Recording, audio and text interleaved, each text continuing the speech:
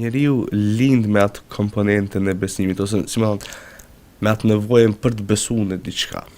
Mirë po se në çka beson atë varet prej rrethonave dhe ambientit ku ai ka me jetuar ose ku ai ka me u zhvillu. Pra në atë fletën tabula rasa përfshihet edhe gatishmëria ose nevoja për besim. Po, sepse njeriu do thotë edhe sikur mos i prezantohej Zoti, do thotë kishte me gjetë diçka. Jo rastësisht për shembull besimet toteme, për shembull që i quajmë, ose besimet në idhuj ose drujnë ose gur ose në objekte, nuk janë të rastësishme, është pikërisht një nevojë e njeriut për të besuar në një superfuqi e cila është më e madhe se sa vetë njeriu. Kështu që nevoja shpeshherë e shtyn njeriu do thotë me besu në diçka.